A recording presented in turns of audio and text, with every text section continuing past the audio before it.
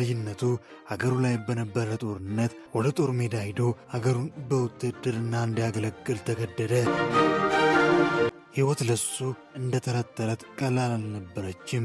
ረሃብ፣ ጦርነት፣ ተኩስ፣ ብዙ መከራ የእሱ ጓደኛሞች ነበሩ። ልክ በሰዓት ውስጥ ተፈትኖ እንደወጣ ወርቅ ዛሬ አንጸባርቆ ይታይ እንጂ ብዙ ቃጥሎች ደርሶበታል። የሱስ ሰውነት የተሠራው ከላስቲክ ነው እስኪባል ድረስ በልጅነቱ አፍን በእጅ የሚያስጭን ልዩ የሰርከስ ችሎታ ነበረው። በግል ሕይወቱ ላይ ማንም ደፍሮ የመናገር መብት የለውም። ቱርክኛ፣ እንግሊዝኛ፣ አረቢክ፣ ስፓኒሽ አቀላጥፎ ይናገራል።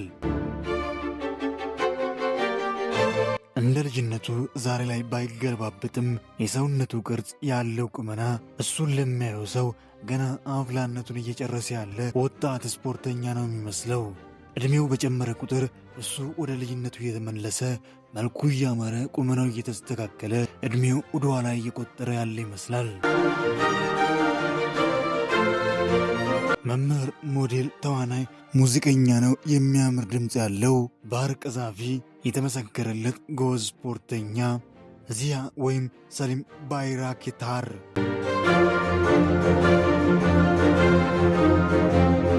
ሰላም ውድ የቃና መሳጭ ቤተሰቦች እንዴት ናችሁ? እንዴት ቆያችሁልኝ? ለእናንተው ምቾት የሚጨነቀው ቃና መሳጭ ዛሬ ደግሞ በስበት ድራማ ላይ ድንቅ የትወና ብቃቱን እያስመለከተ እያስገረመን ስለሚገኘው ስለዚህ ግለ ታሪክ በስፋት እንመለከታለን። ስለ ቤተሰቦቹ፣ ስለ አስተዳደጉ፣ ስለ ሰራቻቸው ፊልሞች፣ ስለ አስገራሚ የልጅነት ሕይወቱ እንዲሁም ስንት ፍቅረኛሞች ነበሩ፣ አሁንስ ከማን ጋር ነው፣ ዕድሜው፣ ቁመቱ፣ ክብደቱ እናንተ ብቻ ውድ ቤተሰቦቻችን እስከ መጨረሻው ከኔ ጋር ቆዩ እንጂ ስለዚያ ያልተሰሙ አስገራሚ አስደናቂ የሕይወት አጋጣሚዎች እውነተኛ ማንነቱን ወደ እናንተ እናደርሳለን። በመጀመሪያም ግን ለዚህ ቻናል አዲስ ሆናችሁ ሰብስክራይብ በማድረግ የቃና መሳጭ ቤተሰብ በመሆን አዳዲስ ምርጥ ቪዲዮዎች ወደ እናንተ ጋር እንዲደርስ ማድረግ ይችላሉ። የምንለቃቸው ቪዲዮዎች ደግሞ ቀደም ብሎ ወደ እናንተ ጋር እንዲደርስ ቪዲዮዎቻችንን ላይክ ማድረግ በፍጹም እንዳይዘነጋ።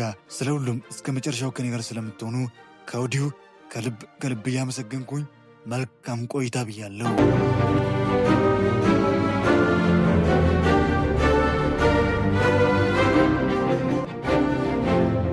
ሰኔ 17 1975 በኢራቋ ተወዳጅ ከተማ በኪርኪር ተወለደ። ቱርካዊ አባቱም ሰሊም ባይክታር ብሎ ስም አወጣለት። አባቱ ቱርካዊ ሲሆን በሥራ አጋጣሚ ወደ ኢራቅ በመጣበት ጊዜ ከእናቱ ጋር ተዋውቀው ትውውቅነታቸው ወደ ትዳር አልፎ እሱን አገኙ። ሰሊም ወይም ዚያ ልጅነቱን እሱ እንደሚፈልገው እንደ ልጅነት ጊዜ አላሳለፈም። ገና 14 እና 15 ዓመት ሳይሞላው ኢራቅ ውስጥ በተከሰተ ጦርነት ምክንያት ወጣቶች ዕድሜያቸው ከ14 ዓመት በላይ የሆኑት በጠቅላላ በአስቸኳይ ወደ ጦር ካምፕ እንዲገቡ የተባለ አስገዳጅ ትዕዛዝ ወጣ። እናትና አባቱ ክፉኛ ተጨነቁ። የመጀመሪያ ደረጃ ትምህርቱን እንኳን በአግባቡ ያላጠናቀቀ እነዛ መሳሪያ እንዲይዙ የተፈረደባቸው ልጆቹ ብዕር እንኳን በአግባቡ አስማምቶ መጻፍ ያልቻሉ ልጆቹን ሲያስቡ ክፉኛ ጨነቃቸው። አንድ ነገር ማድረግ አለብን፣ ልጃችን ወደ ሞት ሲሄድ ቆመን ማየት የለብንም ብሎ ማቄን ጨርቄን ሳይሉ ሀብትና ንብረታቸውን ጥሎ ልጃቸውን ይዞ ወደ ኢስታንቡል ወደ ቱርክ ተሰደዱ። እዚያ ምንም እንኳን ከቤተሰቦቹ ጋር ወደ ቱርክ መምጣቱ ቢያስደስተውም አንድ የሚወደውን ነገር ግን ጥሎ ነበር የመጣው። እዚያ ኢራቅ ውስጥ በነበረበት ጊዜ በትምህርት ቤት ውስጥ አሉ ከሚባሉ የሰርከስ ስፖርተኞች መካከል እሱ አንዱ ነው። በርካታ የሰርከስ ውድድሮች ላይ ተሳትፎ ጎበዝ፣ በርታ፣ ትችላለህ ተብሎ ጥቂት የማይባሉ ሜዳሊያዎችን አግኝቷል። እዚያና ለቤተሰቦቹ ወደ ኢስታንቡል መጥቶ ሕይወትን ከመጀመሪያው ሀ ብሎ መጀመር ቀላል ነገር አልነበረም። እሱም ቤተሰቡም በብዙ ፈተና ውስጥ እየተፈተኑ ወደ ቱርክ ለመግባት ያላቸውን ሀብት ሙሉ ጨርሰው ጥሪታቸው ሳይቀር ገንዘባቸውን ጨርሶ በብዙ መከራና በብዙ ስቃይ ውስጥ አልፎ ድካማቸው መና ሳይቀር ወደ ኢስታንቡል ተሰደው የመጡት አሁን ግን ኢስታንቡል ውስጥ ባዶ እጃቸውን ሕይወትን መጀመር ግዴታ ሆነባቸው።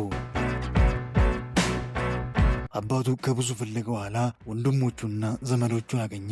በአጎቶቹና በአክስቶቹ እርዳታ ምክንያት ሕይወትን ከመጀመሪያው ለመጀመር መስመር ማመቻቸት ጀመሩ። እሱም አቋርጦ የነበረውን ትምህርቱን ቀጠለ።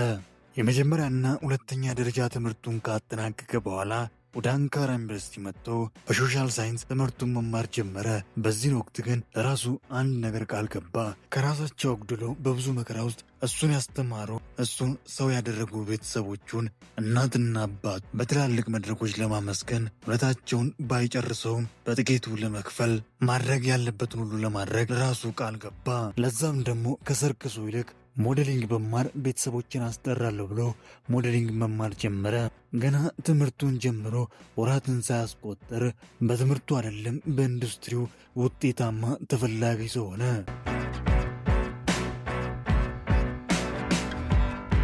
የተስተካከለ ቁመናው፣ የሚያምር መልኩ፣ ብዙ ድርጅቱ ማስታወቂያዎችን እሱ እንዲያስተዋውቅ የአብረን እንስራ ጥያቄ ወደ እሱ መጉረፍ ጀመረ። እሱም ቢሆን እድሎቹን አላባከነም። የሚመጣለትን እድል አንድ በአንድ በአግባቡ እየተጠቀመ የሶሻል ሳይንስ ትምህርቱን አጠናቀቀ። በአንድ የልብስ ማስታወቂያ ላይ የተመለከተው ታዋቂው የቲያትር ዳይሬክተር አሚድ ለሚሰራው ቲያትር እሱም መረጠ። ዚያ አንድም ቀን ቢሆን ተዋናይ ሆናለሁ ብሎ አስቦ አያውቅም። ነገር ግን እንደዚህ አይነት እድል ደጁ ድረስ መጥቶ በሩን ሲያንኳኳ ዝም ማለት አልፈልግም፣ እድሉን ተጠቀመ።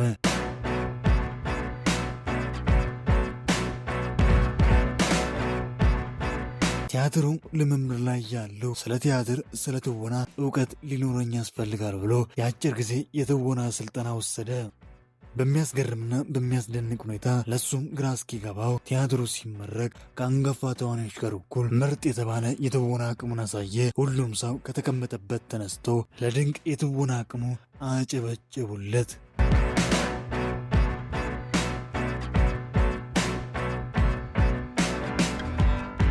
ትምህርቱን ጨርሶ ምንም ጊዜ ሳያባክን ቲያትር ቤቶች ላይ በትወና መስራት ጀመረ። በእያንዳንዱ ምርጥ የተባለውን የትወና አቅሙን እያሳየ ተፈላጊነቱ እየበዛ መጥቶ ከመድረክ ቲያትር አልፎ ወደ ፊልምና የቴሌቪዥን ተከታታይ ድራማ መስራት ጀመረ።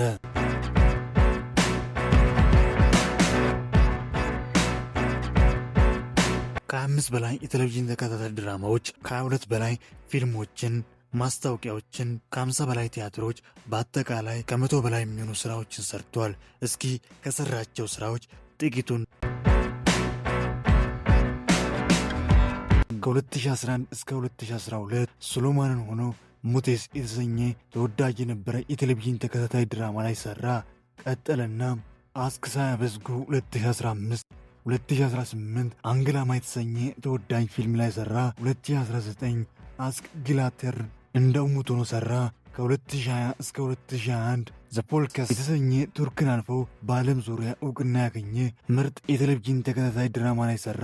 በዛው ዓመት ባይስ ሳውላር ባራንን ሆኖ ስንብት ድራማ ላይ አብራው ተጣምራ ድንቅ የትወና ብቃት ካሳየችው ካላኑር ጋር ሆኖ የቱርክ ተመልካች ሁሉ የወደደው ምርጥ የትወና አቅማቸውን አስመለከቱ። 2022 ጉኑሉል፣ ከ2021 እስከ 2022 ደግሞ ዴስታን የተሰኘ ተወዳጅና እውነተኛ ታሪክ ላይ የተመሰረተ ታሪካዊ የቴሌቪዥን ተከታታይ ድራማ ላይ እንደ አልፋን በመሆን በርካታ ሽልማቶችን እንዲያገኝ ምክንያት የሆነውን ድንቅ የትወና አቅሙን አስመለከተን። ቀጠለና ደግሞ በሌላ ከፍታ በሌላ ዝና መጣ። ቤዳ ሜክቱባ፣ በአማርኛ ስያሜው ደግሞ ስንብት። እንደ ዚያው ነው። ቱርክ ውስጥ አሉ የተባሉ የተዋናይ ከዋክብት ከተባሉ ጋር ተጣምሮ ድንቅ የትወና አቅሙን አሳየ። ድራማው ቱርክን አልፎ በዓለም አቀፍ ዙሪያ ተወዳጅነትን አገኘ። በርካታ ሽልማቶችን ጠራርጎ አነሳ። ከ2024 እስከ 2025 ደግሞ ሜሜድ የተሰኘ የቴሌቪዥን ተከታታይ ድራማ ሰርቷል። በእያንዳንዱ ስራዎቹ ላይ የተዋጣለት የተባለውን ምርጥ የትወና አቅሙን ነው የሚያሳየው። በዚህም ድንቅ የትወና አቅሙ የተለያዩ ሽልማቶችን ለማሸነፍ እድሉ አግኝተዋል። ከሁሉም በላይ የሚያስገርመው በጣም ጥቂት የሚባሉ ሽልማቶችን ቢያሸንፍም ነገር ግን የታጨበት ብዛት ቁጥር ስፍር የለውም።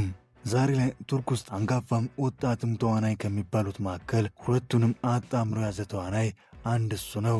ያኔ ቃል እንደገባው የቤተሰቦቹን ስም ውለታቸውን አገኘው መድረክ ሁሉ ያነሳል፣ ያመሰግናቸዋል።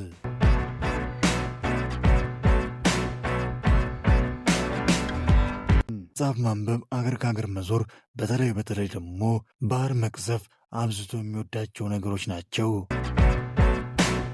ብዙዎች ያላወቁለትና ያልተረዱት ደግሞ የሚያምር ድምፅ እንዳለው ነው። እሱ ሲያንጎራጉር የሚሰማ ሁሉ በችሎታው ይገረማል፣ በችሎታው ይደነቃል።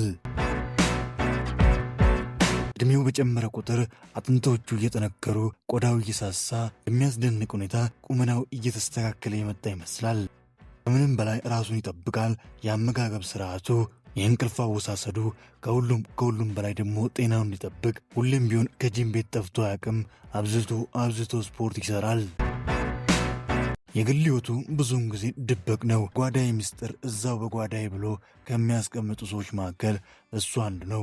ለዚህ ደግሞ ትልቁ መንስኤና ምክንያት የሆነው በ1991 ላይ ቢዩት ከተባለች ሞዴል ጋር የፍቅር ግንኙነት ጀምሮ ፍቅራቸውን እያደገ መጥቶ ወደ ትዳር ተሸጋግረው ለ14 ዓመት ያክል በትዳር ቆይተው በሚያስገርም ሁኔታ ሊለያዩ ቻሉ። በትዳር ቆይታቸውም ልጆችን አላፈሩም። ለመለያየታቸው ትልቁ ምክንያት የተባለውም ይሄ ነበር። ከዚህን ጊዜ ጀምሮ እሱ ሕይወቴን ኑሮ ምስጢር ነው ብሎ የጓዳውን ምስጢር በጓዳው አስቀርቷል። ሌላው በቀር አነፍናፊ የተባሉ የቱርክ ጋዜጠኞችና ዩቱበሮች የተለያዩ መረጃዎችን ለማግኘት የሐሰት ማስረጃዎችን እያወጡ ከዚች ጋር ተጋባ፣ ከዛች ጋር ተፋታ እያሉ ዜና ይሰራሉ። ስለሱ በርካታ የሐሰት ማስረጃዎችና ዜናዎች ቢሰሩም ነገር ግን ከቅርብ ጊዜ በኋላ ቤናን ከተባለች ዲዛይነር ጋር ግንኙነት እንደጀመረ አንዳንድ ፎቶዎች እየወጡ ይገኛሉ። እሱም በራሱ ማህበራዊ ድረገጽ ላይ ወሬውን እውነት የሚያስብሉ ፎቶዎችን አጋርቷል።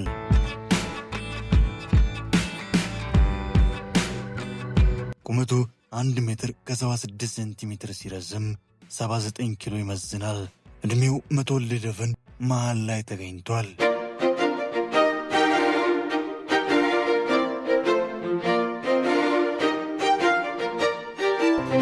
ውድ የቃና መሳጭ ቤተሰቦች ለዛሬ ያሰናዳውላችሁ የዚያ ግል ታሪክ ይህንን ይመስል ነበር። እንዴት አገኛችሁ? ዚያን የምትወዱ በትወናው በስራው የምታደንቁ የምትወዱት እስኪ ላይክ በማድረግ ፍቅራችሁን ግለጹ። በቀጣይ የማን ግለ ታሪክ ስራ የወደዳችሁትን የፈለጋችሁትን የተዋናይ ስም በአስተያየት መስጫ ውስጥ ላስቀምጡ። ለቻናላችን አዲስ ሆናችሁ ሰብስክራይብ በማድረግ የቃና መሳጭ ቤተሰብ በመሆን አዳዲስ ምርጥ ቪዲዮዎች ወደ እናንተ ጋር እንዲደርስ ማድረግ ይችላሉ።